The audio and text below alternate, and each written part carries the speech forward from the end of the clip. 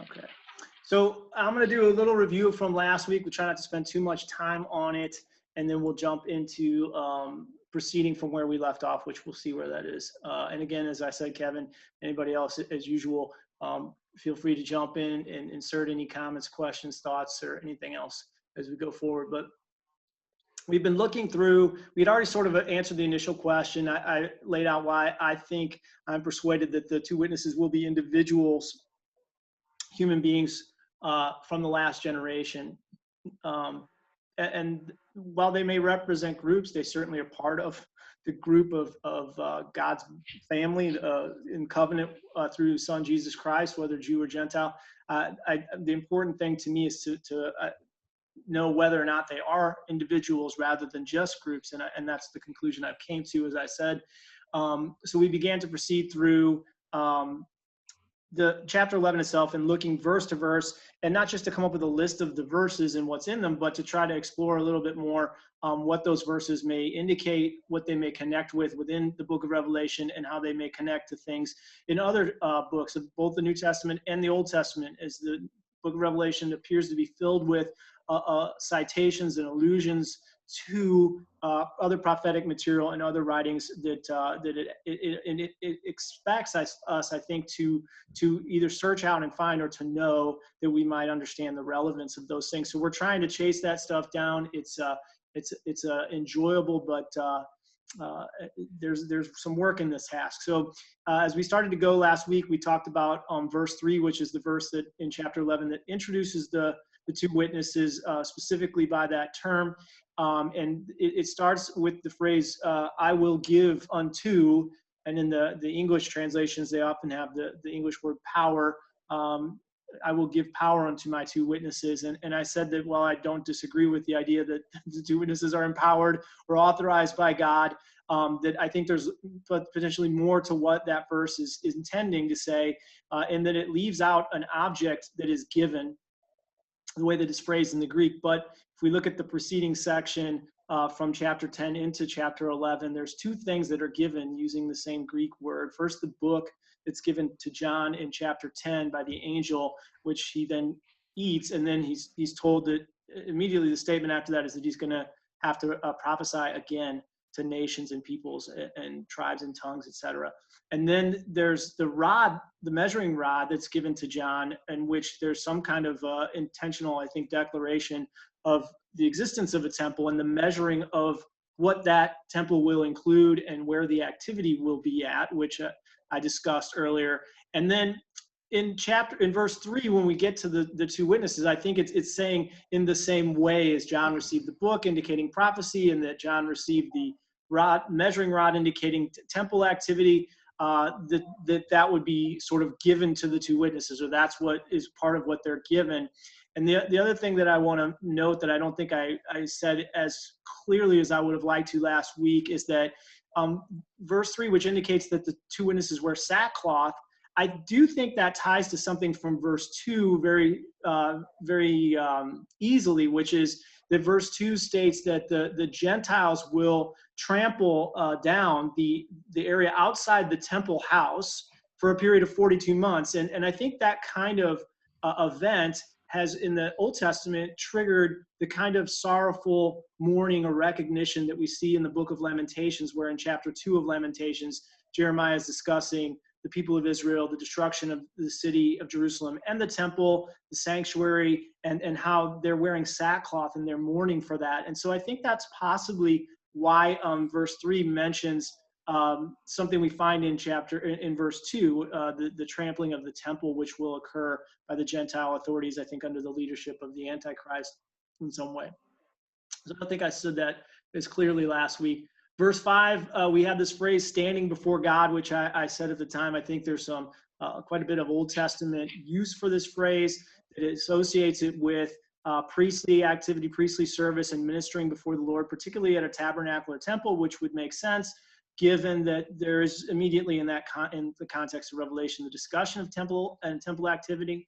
And then I lastly asked the question about whether or not there's a temple, is there going to be, if there's priestly activity, is it going to be limited to Aaronic or Levitical priesthood, or will it be opened up and more broad than that. And I, again, in some of these cases with this study, we have whole studies on some of this stuff, but we're trying to focus on the question of the two witnesses, or at least I want to get that information out because that's what we were asked to do. And so I'm not really trying to establish a whole thing about this here, other than to say I think there's reason to consider that what we're going to see at this time is the Melchizedek order that Christ has established as the New Testament seems to be the one that's in operation now, according to the book of Hebrews. A lot of how you answer this question does, I think, relate to the question of whether there's a dichotomy between Israel and the church, and things related to the timing of the rapture, and that pertain to the idea that maybe if the church is raptured at the beginning of this, then God returns to dealing with Israel in a Mosaic type of a sense, in which we may have Levitical priests attending.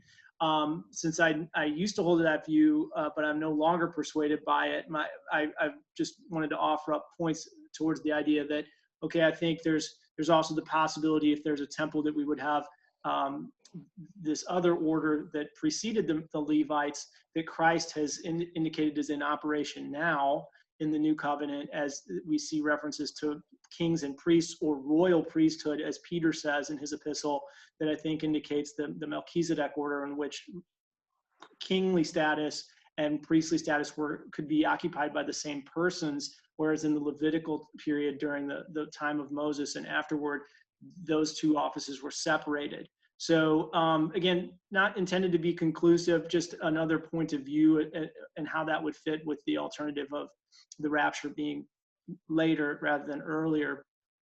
I will pause there because we're about to get into the next set of the new material. I will say that as regard to the temple and priestly service, that not all priestly activity in the Old Testament was animal sacrifice, and not all animal sacrifices conducted by the Levitical priests or were meant as atonement for sin, which is in the New Testament something that seems very reserved and restricted to Christ's sufficient work, that there really isn't a need for anyone to do that anymore. That the Old Testament animal sacrifice for sin was merely meant to depict and help us understand what Christ would accomplish, the real ultimate need and his satisfying it.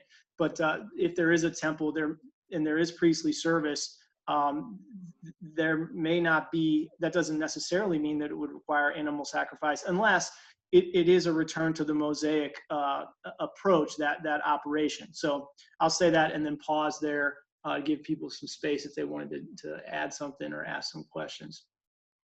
Well, one of the things that you had mentioned, Scott, was that, there's what the scripture says, to leave out the measuring of the court. And I'm just, trying to think in terms of, okay, well, it isn't until you get into chapter 12 that you actually approach the midpoint of the Great Tribulation period. And it seems to me that the temple is bridging the first part of the first 3.5 years, and then it is obviously seen in the last 3.5 years, and that you have the abomination spoken of by the desolation of abomination spoken by Daniel. But one of the things about the temple itself is that it's almost like, because they don't have a court of the priests, they're not going to have a brazen altar. They're not going to be sacrificing. And like on the Day of Atonement, they won't be taking the blood into the Holy of Holies. They no longer have the Ark of the Covenant. The high priest would go in there and sprinkle the blood before the mercy seat. But I don't see John making any allusions to the fact that there's a Holy of Holies present in this particular temple. So, at least in my understanding, it seems to me that it's going to be a pseudo kind of worship, if you will. It'll only involve, maintaining the candlestick, the table of showbread, the altar of incense. But one of the biggest piece of it is going to be missing, and that's where the Ark of the Covenant in the Holy of Holies and the sprinkling of the blood on the Day of Atonement. It doesn't seem like John is making any allusions to that here in this passage. Yeah, I would agree with almost all of that. I still tend to think that there's going to be both an outer room and an inner room, because I think that was just a couple of reasons. One, they didn't have the Ark of the Covenant during the Herodian temple, but they still had the rest of the service somehow. and they still conducted Day of Atonement ritual without the ark in the inner room. And I think it's a sort of a definitional that for the Jewish people, the tent, whether it was a tabernacle or the permanent building, it inherently had two rooms. But you could certainly be right. Maybe they'll have specific instructions that they will only have one room, or at least they only access one room of this structure during this period. But the rest of it, I wholeheartedly, that is my point of view, that they won't be conducting animal sacrifices for the reasons that you gave, and they won't be doing atonement work. We will, at some point later in the study, it's my intent to talk more about the specific activities there and to talk about it in reference to Daniel, who uses some specific Hebrew terms and kind of look at what's going on. But I agree with your conclusions. And the other thing that stands out too is how that Matthew says that when ye see the abomination that maketh desolate standing in the holy place. Notice he doesn't say the holy of holies, right, but it's the holy place, which again kind of almost implies that there isn't, if I was the Antichrist and I wanted to, put myself up as God, then I would probably want to put it not in the holy place only, but into the Holy of Holies, because that was severely revered once a year, that kind of thing. That just kind of stands out in terms of this temple. Yeah, and I think those are some questions I hope to continue to look at it, which is to what extent, when and to what extent is the incursion that the Antichrist accomplishes in this temple. There's something, right? There's clearly an abomination of desolation. He clearly visits it in some way that disrupts or desecrates it. Paul, I think, references this in 2 Thessalonians as well. So I'm wondering, that the point that you raised there, maybe he doesn't go into the Holy of Holies, but it seems like he would want to. I would want to. Anybody, I think, would want to go into the Holy of Holies. So we have to think about that, but that certainly could be a possibility along with some others. So, all right. So let's move on to verse 5. We haven't made it very far in this verse by verse. There's just so much content here in chapter 11. I'm always kind of, when I look at other people's studies, and I'm like, all right, let's see what they got. And then they just kind of list some things. I'm always like, come on, we can do a little bit more than that. But maybe we're doing too much. But in verse 5, here's where we left off. We already covered verse 4, which is some of the terminology about the olive trees and the candlesticks, so that's why we're not revisiting that. But verse 5, it says, if any man will hurt them, fire proceeds out of their mouth and devours their enemies. And if any man will hurt them, he must in this manner be killed. And you note I've got the Strong's number, the lexical number for the Greek word for killed there, after the word killed in English, just so we make sure we're not missing what might be conveyed in the Greek, and I'll tell you why. We finish verse 7 here, when it says, and when they have finished their testimony, the beast that ascends out of the bottomless pit will make war against them and will overcome them and will kill them. So there's a couple of things I'm ready to discuss about this, and then we want to make sure everybody else has a chance to ask some questions or raise some points about these particular verses as well. But one of the first questions that I think we face is this fire proceeding out of their mouths? To what extent is that statement meant to be literal or figurative? And I've heard people argue that it's entirely figurative, citing a passage in Jeremiah 5:14, which I'll pull up so that we can take a look at. Jeremiah 5:14. Here, Jeremiah is a prophet and certainly also a priest. God says, it says in verse 14, wherefore thus saith the Lord God of hosts, because you speak this word, behold, I will make my words in your mouth fire, and this people will be wood, and it will devour them. And so people will argue that in similar fashion that the two witnesses are speaking words that are essentially causing turmoil or bringing difficulty in some way or another, as Jeremiah's did. They were troubling. They prophesied certainly the destruction of the temple and such. You can imagine that would be a way that would be intended. So that I've heard that point of view, and I have the alternative being that it's figurative. So I'm really focusing on the nature of whether the fire is real or not, or metaphorical. I also want to focus on the phrase "out of their mouth" at some point, because even if you accept, which I tend to think that there is some real fire here, that it coming out of their mouth, or is it, I'll give the alternative, which didn't always occur to me, but at their direction or at their command. And I'll explain why I think that's valid as well. But if we look at, so I'm going to give you an example from 2 Kings. This is another case where chapter 1, verse 10, where we're certainly, I think, appropriate to draw conclusions or potential conclusions when we see connections to Elijah, because of the reference we find in this chapter to Elijah, one of the miracles he did, which was preventing it from raining for a period of, I think, about 3.5 years, same to what these guys do here. And so there's this incident in the case of Elijah's life where King Ahab, I believe, sends some people out to go get him. Like, he wants to have a word with Elijah. And so they approach Elijah, and Elijah answers to this captain who comes to him. And he says, if I'm a man of God, then let fire come down from heaven and consume you and the people that are with you. And this repeats a couple times, but there's real fire. At least that's my take on this, is that there's real fire that happens here to these guys who would come to take him into custody and potentially were opposing or might do him harm. Now, there's not an exact parallel there, but the idea of someone like Elijah using fire to prevent someone from taking custody or authority or doing harm to them or taking them with violence is something I think we should be aware of as we consider these statements in Revelation chapter 11.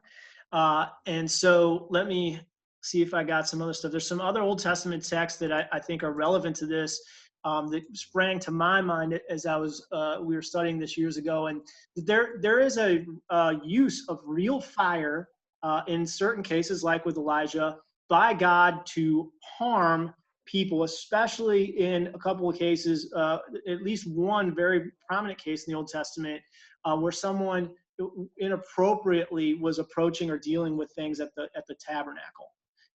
And so if the two witnesses are there at the tabernacle and people seek to do them harm, it's possible that this passage is meaning to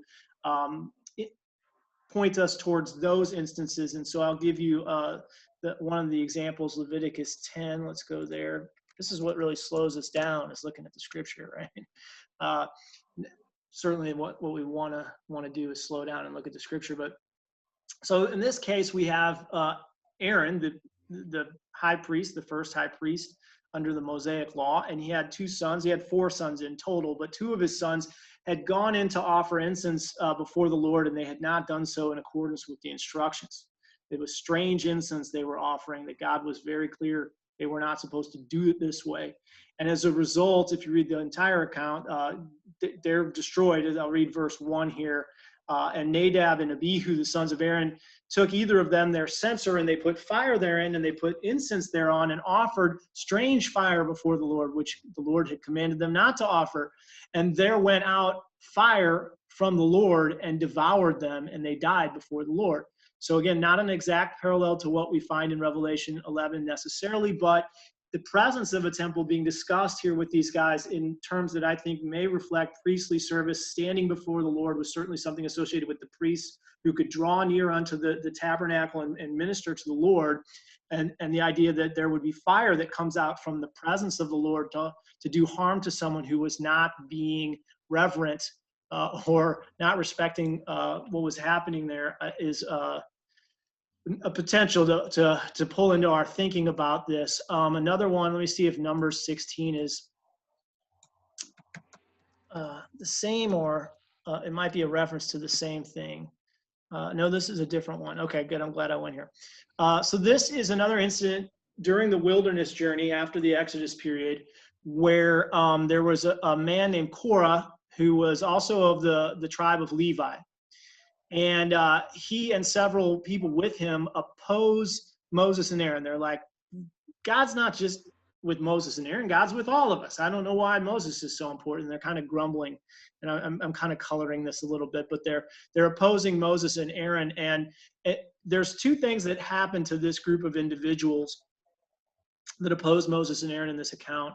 Some of them die when the earth opens up and they go down into the earth. And we'll talk about that again some point later in our study. We discussed chapter 12 of Revelation a little bit. But the other thing is there's a point where, go to verse 40, where some of those that are with them are burned by fire that comes out again from the Lord. So, yeah, to be a memorial unto the children of Israel, that no stranger, which is not the seed of Aaron, come near to offer incense before the Lord, and he be not as Korah and his company, as the Lord had said to them by the hand of Moses. So let me see if I can find the part where these guys are burned by fire that comes out from the Lord. Yeah, verse 35, there came out a fire from the Lord and consumed the 250 men. And I'll just tie this in real quick to Isaiah as well. Passages that might not always spring right into our mind, but again, I'll give a sort of summary of Isaiah here. Isaiah sees a vision of God in his heavenly temple, and in that heavenly temple, he sees seraphim, which I believe is just a word for a type of angel. I won't get into the specifics of that here, but as Isaiah finds himself in this situation, he's a little uneasy about this, because as he says, I'm a man of unclean lips, and here I am. And so God has one of these angels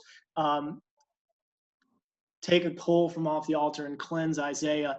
But one of the possibilities for what this verse is showing us is these angels are saying, holy, holy, holy is the Lord of hosts, whose earth is full of glory.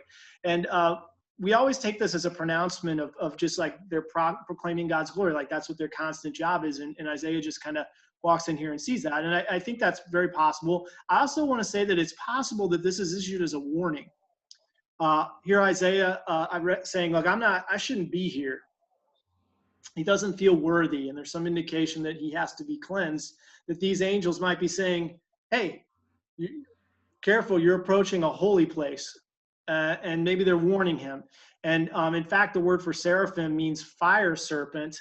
So it's possible, again, there's obviously an altar here and some fire, and given these other instances in Numbers and Leviticus, it's possible this is reflecting an idea, again, of God using fire, or this might be a thing that was known to the Jews, that God would use fire from emanating within the tabernacle or temple structure to harm people who might have approached the holy area without doing so in reverence and appropriateness. May I add a point this as well, Scott? Yeah, go right ahead. You know, back to that verse of Revelation, it says the two witnesses, fire comes out of their mouth as well. And, you know, if anyone tries to harm them, the fire comes out. And like you said, it could be this, they're speaking this and fire comes out. In a similar sense, something happens to them, they pronounce it. But also in what you're talking about, how if they defile, somebody trying to defile the temple, that could be one thing as well. But also just if anyone's trying to harm them as well, because in a sense, they are the temple of God. We are Christians, but I just couldn't help but think when you were describing this, how fire comes out and destroys, you know, those who defile the temple in these examples. 1 Corinthians 3:17, when Paul is talking, he says, in 15, he says, if any man's work shall be burned, he shall suffer loss, but he himself shall be saved, yet so as by fire. But then he goes on and says, know you all not that you are the temple of God, and that the Spirit of God dwells in you. If any man defile, or the Greek word is also defile, or destroy the temple of God, him shall God destroy. The temple of God is holy, which you are all. Mm-hmm. So this whole concept of anyone who destroys the temple, God will destroy them. And he talks about how we are the temple of God in some sense, but he's also, before talking about this, he's talking about something about being saved from fire. And I just put those three things together of, you know, God will destroy someone, you know, if by fire anyone tries to defile the temple or destroy the temple. And then here we as well. So, you know, not only the temple that they're representing, the physical temple, which is one that they're probably both, but it does says if anyone even tries to touch them, they will be destroyed in this manner. Yeah, I think both applications could be accurate in that sense as well, in the sense of us as the temple, spiritual temple, and then actual temple that God is both defending, at least maybe for the time, that structure and or these guys, these two witnesses in certain parts of the circumstance of Revelation, although they're certainly eventually, it seems like they're killed. So we'll talk about that when we talk about time sequencing. So I do want a couple other points on this issue. One is with regard to the phrase "out of their mouth." There's a couple of other times in the book of Revelation where this phrase is used. In Revelation 1:16, Revelation 19:15, and also in 19:21, all speak of Christ having a sword that proceeds out of his mouth in the same Greek phrase, "out of his mouth." And I don't know that that means that Jesus is literally swinging some sort of spiritual sword or otherwise, and that sword is actually projecting and killing people. It may simply mean that people are killed by the sword of Christ and his armies of saints and angels at his command, that he commands by his word. And then similarly, we have in chapter, let me go to some of these other ones, because Revelation 16:13 is another example of potential similar use, where here we have, I spelled it wrong. There we go. He says, John says, I saw 3 unclean spirits like frogs come out of the mouth of the dragon, out of the mouth of the beast, and out of the false prophet. These are the spirits of devils working miracles, which go forth into the kings of the earth and of the whole world to gather them together to the great battle of the great day of God Almighty. And so here it's seems to me very possible that rather than actual frogs coming out of actual mouths of someone, that this is indicative of the going forth of false spirits of devils to work miracles and to deceive people at the command or direction or under the authority of these 3 parties: the dragon, the beast, and the false prophet, or at least at the command of the spokespersons for those different figures, if you will, if that's what's going on. So there's another example of this where if these aren't actual frogs coming out of their mouths, then maybe the fire is figurative, or that at least if there's real fire, which I'm compelled to think there is, I'll give you another reason for that in a second, that it's not necessarily coming out of the 2 witnesses' mouth. Then I'm again completely open to that. But the other possibility would be that it's at their direction, that they're able to initiate this use of fire for this purpose. So the last thing I want to mention with regard to whether there's actual fire, and what leads me in that direction is that there is this sense of real harm or death to those who are affected by this fire. If this was a metaphorical fire, a figurative use of fire in the sense of someone's words causing trouble or disruption or turning people away or whatever it might mean in a figurative sense, we have to deal with a couple of other factors that just need to be part of our consideration, at least in my view. That is that this whole concept of 2 witnesses, which is used here, originates with the law of Moses, in which they would put someone to death at the mouth of 2 or 3 witnesses. And that was a literal putting to death of someone who had transgressed or blasphemed the covenant or of God. And so the idea of 2 witnesses in and of itself conveys some kind of death. Now, maybe it extends in this case to mean spiritual death and rather than physical death, but I think we at least should be aware of that, which the New Testament articulates. And the other thing that goes with that for me is I highlighted again the lexical word and reference for the word killed, that those who were affected by this fire would be killed. And we may want to take killed there in a figurative sense. If it's not real fire, then it must not be really physically killed. But the same word killed is used in just 2 verses later in the same section to say that the 2 witnesses will themselves be killed by the Antichrist or the beast, as it is here. And so I think we come to this choice where either the 2 witnesses are only spiritually harming people with some kind of figurative fire, and then not necessarily, they're just figuratively killing them, and that therefore the beast doesn't actually physically kill the 2 witnesses, but he only spiritually kills them. Or we would go the other way and say that there's somehow the administration of fire to actually kill those who would harm the 2 witnesses in their work or the temple, and the beast does actually kill the 2 witnesses. So for me, there's a need to sort of be consistent within a passage, within a book, unless the author tells me that they're switching how they're using a term. I just want to be aware when I have a point of view that requires very different meanings of something, rather than when it necessarily maintains the word use. So that's my point of view on verse 5. Just to sum it up, I do believe there will be actual fire that will actually kill people as a means of protection. There seems like there's going to be a real physical conflict between the two witnesses and the beast, the forces of the beast, however that is, that conflict emerges, in which one side is trying to stop or kill the other. And there's a preventative means that may be given to the two witnesses here during the period of their testimony, such that they're only killed after they're done. You imagine people are going to want to kill them during this period, but they can't. And it seems to me that that's also another reason that this is actual protection, because they're going to need some kind of protection. And it may involve the angels as wielding this fire, which I think is certainly possible when we look at certain things with that one. I won't get into it, but so that's verse 5. Go ahead, Enoch. That's a question. Do you think that, and I agree with what you're saying, everything too, I just wonder if not only is just fire, but is there possible other things that from their mouth they speak, such as they can cause death by not letting it rain for a certain period of time, or they can cause the blood to happen.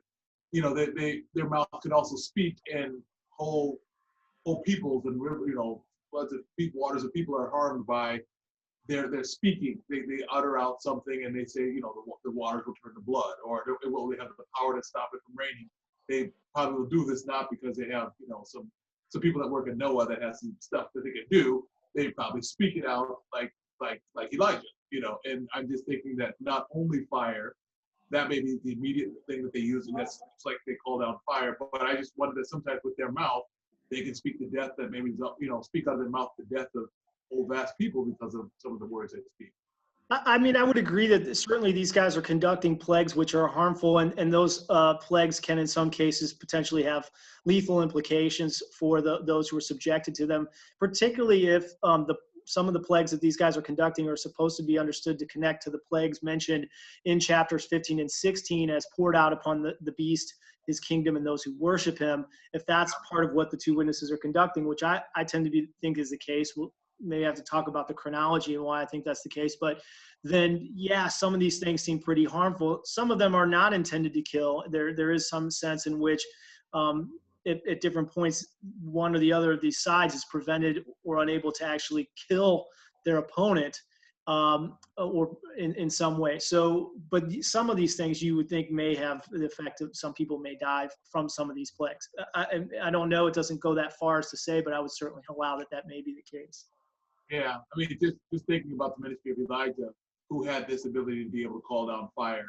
He also had the ability to be able to do some of these other things that weren't a direct killing, but it led to maybe possible some hardship to things that they were going. But out of his mouth that he spoke, these things occurred. So very in parallel. the case of Moses and Aaron, which is a great precedent that's invoked here in chapter 11, there's 10 plagues. The only one that's said to be particularly lethal is the last of those 10, whereas many of the other ones are not intended to cause fatality, but rather to severely discomfort or disrupt things in Egypt, although it doesn't rule out that death may have occurred as a result of some of the earlier plagues.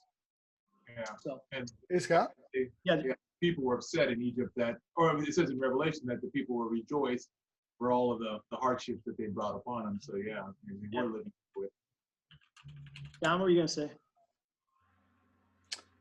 I was just going to add that, this concept of fire in the mouth and those sorts of things in Matthew, chapter 15, it talks about that it's not what comes, not what goes into the mouth defiles a man, but that which comes out of the mouth, right? And so things that are coming out of the mouth in that context are words, right? They're things that are being said. And then there's allusions about the tongue, being a fire, that if you don't control your tongue, right? So I just want to add that imagery to this discussion. And I even though I think that this verse is indicating that there is some real component of fire and actual death as a prevention from ending the two witnesses' ministry of their lives, I do think that the two witnesses' words and statement is going to be in and of itself, their message is going to be tormenting to people. It's going to be hard to hear. It's going to be provocative. It's going to be disliked, obviously. And it's both the plagues that they're conducting and the things that they're saying, as Jeremiah spoke, as Jesus and others have spoken, that have lit people's hearts on fire in anger against God and these people he was using. So I do think that's true, even though I think verse 5 is also indicating some real physical. Yeah, well, I was also just including that, if what comes out of the mouth of a man are things that defile him, those are the words. Same thing out of the mouth could be commands that are coming out of the mouth, right? That's right. That imagery of out of the mouth is directly tied to words. Yeah. So anyway. Yeah. So what's interesting about that, and John's bringing it out, and we're touching upon it, is that the direction of the fire is from the two witnesses who are giving testimony, and I think their testimony is incensing the unbelieving Jews. And when John was given the roll to eat, and it was sweet in his mouth, and then it made his belly bitter. There's a parallel to that in the book of Ezekiel. Ezekiel was given a roll, and the very same effect is happening to him. And when you take a look at the context, what was going on in Ezekiel's day and what's going on here is that in Ezekiel's day, the Jews were in exile. They were away from the Holy Land. They were being punished for their sin, and Ezekiel was prophesying against them. And here you kind of have that same thing where, God is trying to bring them back under the covenantal promises, and they don't want to go. And everything that's being said to them, it's making them angry. Right. And the words, I think, it's making them incensed. They're just getting crazy about it. Yeah, I agree with all of that. I think that there's certainly going to be, in my understanding of this, as there was even in the first century or in Ezekiel's time, a component of the Jewish people that aren't on board. They're not following Christ. They're not doing what God wants them to do, and they're going to be infuriated by this. They're not going to be on board. They're going to have problems with it. And then there's going to be another component, which I think is being saved, which is following, which is part of what God's doing.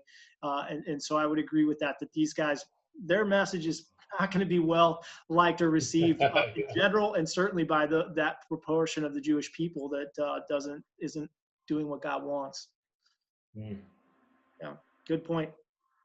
All right, let's see. Also good. I love these studies. There's so much to do here, and it's nice that people are seeing things that I'm not having in my notes, and that we can bring into all of our understanding here. So let's see here. Let's talk about verse 6. I'd like to get through more than 2 verses in tonight's study, or this whole study is going to take a year. But verse 6, it says the plagues that they conduct, that they would prevent there from being rain, that they would turn waters to blood. So one of those is a reference, as I said, alluding to Elijah's work. The other to Moses and Aaron. Aaron certainly was a part of that. It would be his staff sometimes that they used to induce the plagues. And so then it says, and smite the earth with all plagues as they will, which seems to indicate that it isn't just those 2 specific plagues, but there's some other plagues that are part of their retinue or their arsenal that they're able to administer at different points. And whether that would be some of the plagues that we see in Moses' time, or some ones that aren't named necessarily that are new, or the things that are, what comes to mind for me specifically has to first be the things mentioned in Revelation. It does talk about plagues, 7 plagues in particular. Those plagues are poured out by 7 angels. There is some language and symbolic use there that I think ties that into the 2 witnesses in terms of the angels being depicted elsewhere in Revelation as lamps. And anytime you have 7 lamps in a context of Jewish temple worship, the angels are in the temple of God in heaven, and they're bringing out these bowls. They would use bowls, ceremonial bowls, in temple and priestly service. Anytime that's happening, I start thinking of the menorah, the 7-branch candlestick, and potential referencing to that, which itself was a representation of priestly service and temple work. And then I think of Zechariah's vision. and we'll do this again later, but just to mention, in Zechariah's vision has 2 olive trees, which we have here in Revelation as well. But in Zechariah, there's 1 candlestick. It's a 7-branched candlestick. And the olive trees, the olive is going from the olive trees to light the flames on the candlestick. And it's possible to me that that may be referential to the idea of the 2 olive trees, in this case, the 2 witnesses, administering the bowls, that the means by which these angels are coordinating with these angels as the plagues are poured out on their opponent, the beast, who is making war with them, right? But again, we'll get into some of that later. But that'll get into somewhat of the timing issues, which I'll hold off on for a second. But it seems to me that this indication is they're involved in various other plagues, and I think that alludes to a connection to chapter 15 and 16, which we'll talk about a little bit in a second. All right, verse 7. This one we want to hover on for a little bit. Let me go and actually read this so that I'm not just restating it for everyone from my sloppy restatement, and I went to the wrong verse, but we'll go there eventually. 11:7. When they had finished their testimony, so they get this 1260-day period to make this testimony, this prophecy. At the end of that, the beast that ascended out of the bottomless pit will make war against them and overcome them and kill them. So to me, it seems like that it seems like he's able to kill them because they're dead. I mean, that's the next part of this discussion, is their bodies lie dead in the street for a period of 3.5 days. But I want to talk about this beast and the timing of it to a certain extent here. Some elements that need to, I think, be part of that. Is this happening? Is their death occurring at the midway point or at the end? I haven't heard anyone suggest that they die at the beginning of the 7 years, but I think mostly people either have the 2 witnesses prophesying during the first 3.5 years and then dying at the midway point and then being resurrected at the end, which they have 3.5 years as represented by 3.5 days, where here it says they're dead for 3.5 days.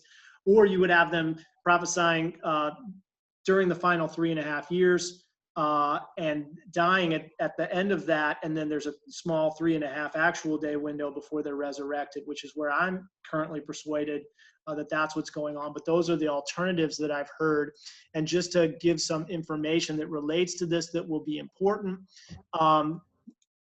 who is this beast that ascended out of the bottomless pit? So before I go there, does anybody remember? We've done this before. Does anybody seen this before, made this connection?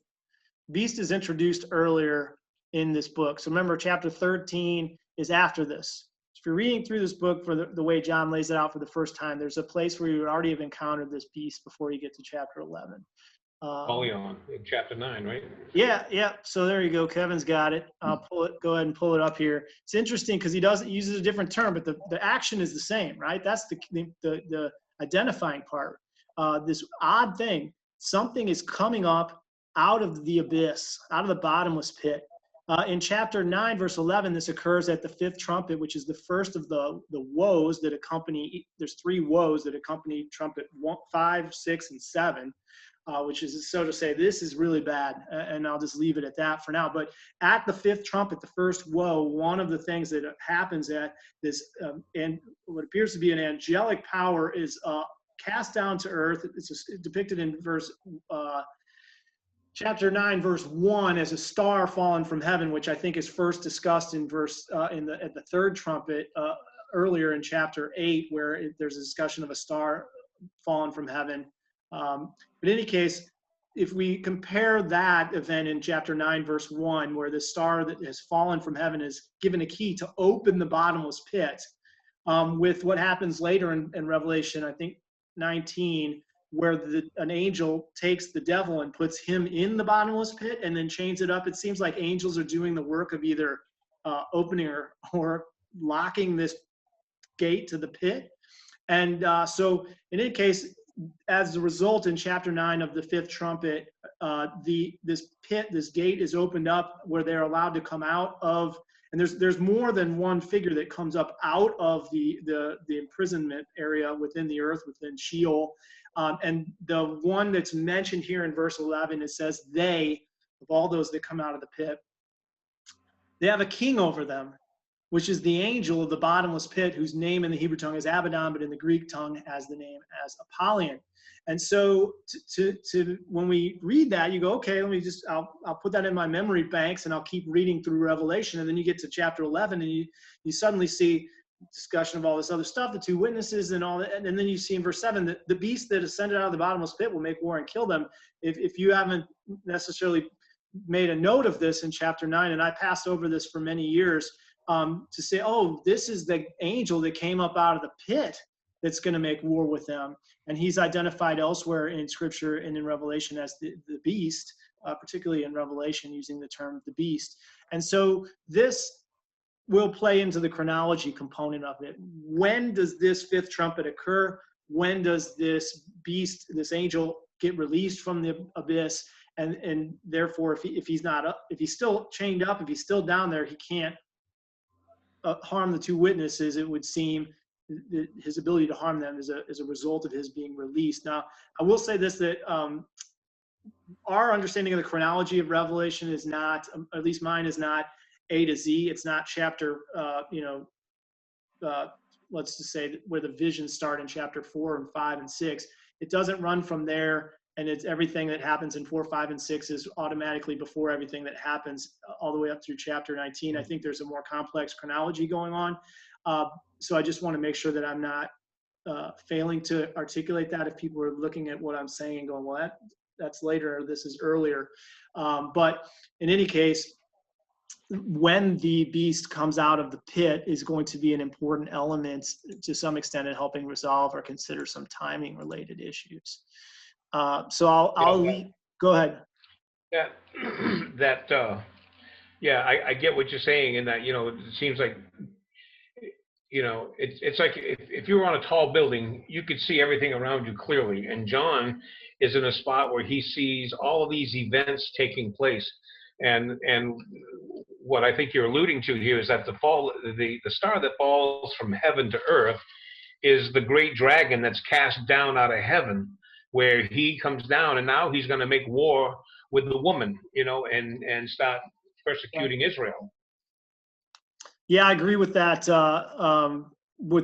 association. I think that star that opens the pit here is the devil and his angels being cast down from heaven, with the devil himself under his command, or at least maybe his direct action. He's opening the pit to let some of his cohorts who have formerly been imprisoned at some point out, including this angel known as Abaddon or Apollyon here, or the beast.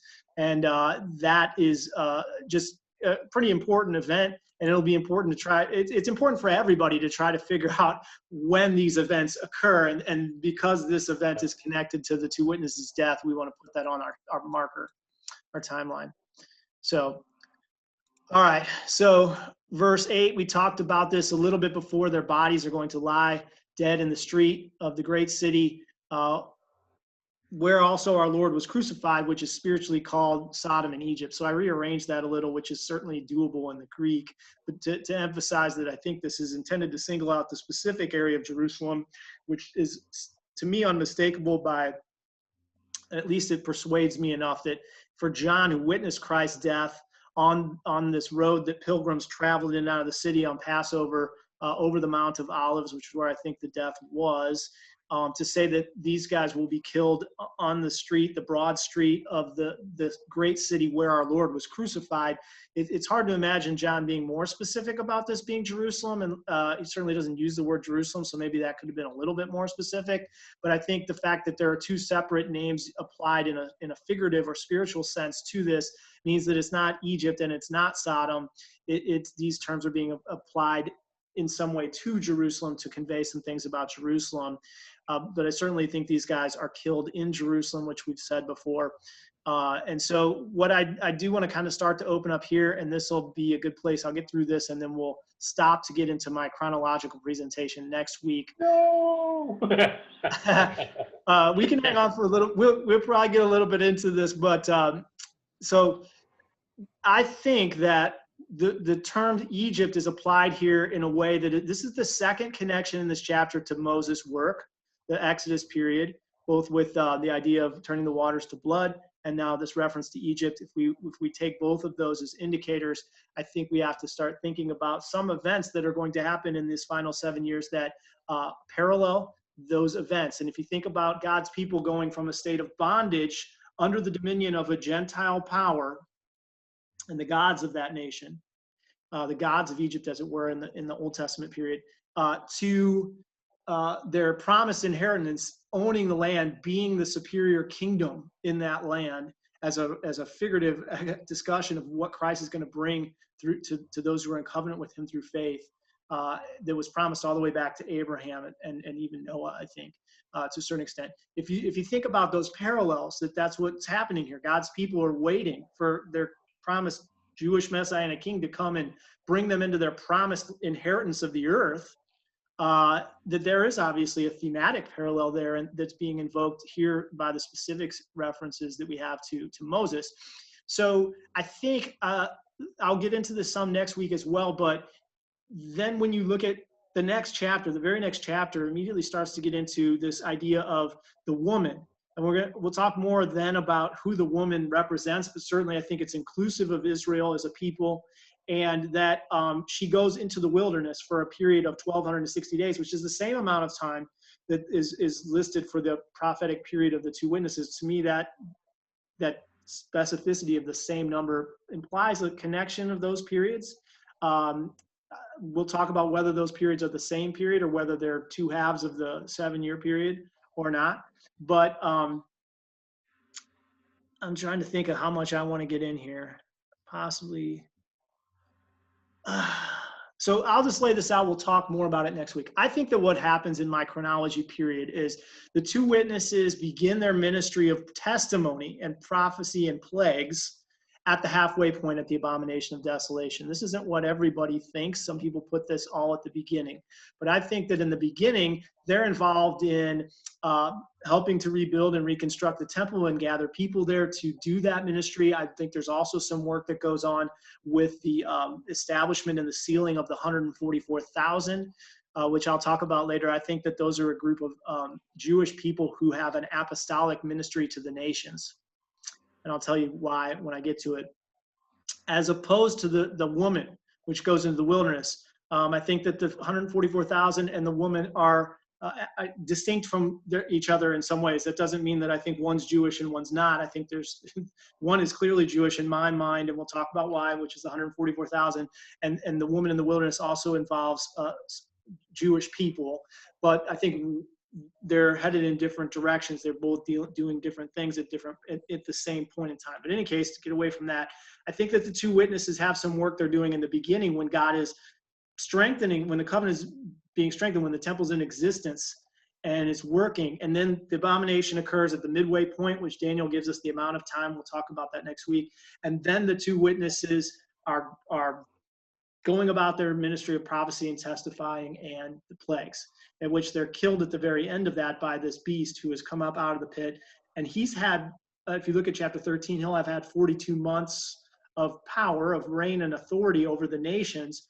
And I think that his 42 months, which is, he uses 42 months usually to talk about his work, and he'll use 1,260 days, I think, to talk about God's work, potentially with the two witnesses and the woman in the wilderness. The 1,260 days and that 42 months are the same. If you think about 30-day months, which is a sort of standardized way of looking at months and measuring years by months, which is the practice of the Jews in that period, 42 months is 1,260 days. It's just a pretty obvious mathematical connection. So I think that the abomination occurs, if you look at Daniel, Daniel says that the abomination occurs at 1,290 days from the end. He doesn't say 1,260, he says 1,290 in Daniel chapter 12. We'll read the specifics next week. So I think what happens, just to lay out my point of view, I think that the abomination occurs and then there's a 1 month period, 30-day period, where the two witnesses are escorting people from the Judean population area who are to a place of protection in the wilderness. Like, this beast, this Antichrist, this foreign power is going to dominate this city for 42 months. You do not want to be here. We have this temple. We were building the ministry of God. Things were going good. We were bringing people in. And then this happens. and now you need to get out. Like Jesus says, and we'll look at this in the Olivet Discourse, Jesus says, when the abomination occurs, those in Judea flee to the mountains. And I think that they are going to flee to the mountains. I think just like Moses and Aaron led the people out into the wilderness, that Moses and Aaron will lead these people out into a place of safety. And then my understanding, and I'm a little bit less, I'm not conclusive about this, my guess would be that either the two witnesses stay with them up there, which I think is less likely, but I think they begin to go back, once they've secured the woman in the wilderness, they begin to go back through the cities of Israel, preaching and proclaiming the gospel, the plan, what's happening, conducting the plagues, prophesying, testifying about Jesus, and winning some, turning others away until they make it back to Jerusalem at the end of their testimony, and they're killed there just as Jesus did. Jesus' circuit of his ministry, he would go to Jerusalem from time to time, but he would have this circuit around the area of Judea, up into Galilee, some in Samaria, but he eventually made his way on purpose back after a 3.5-year period to Jerusalem to be killed. And so I think there's some parallels potentially there. But that at least gives you guys a layout of what I think is happening. I think that during the period of their prophecy, the two witnesses are overcoming, and then they're killed. In the meantime, I think that the beast is killing and overcoming others, and he's got his sights on them, but he can't get to them. He can't accomplish it until they're done with what God's plan is for the 1260 days, and then he is able to kill them. So that's my outline of the time frame references, and it'll lead us up sort of to begin to take this piece by piece and try to see what the scriptural information and details are to why I think mine is a solid understanding that's worth considering, and then maybe what some of the other positions are and what people might try to piece this together with some of the other chronological perspectives that people have on these events. So I'll stop there. Doesn't mean we have to stop discussing this stuff tonight. I know it's after 8. People need to go. They certainly can. What I like to do is I'll stop there. I'll stop the recording just so I don't end up with an hour and 45-minute long recording. And then we'll do prayer, and then we can just stick around if people want to chat about some of this stuff, if that's okay. So let me stop this.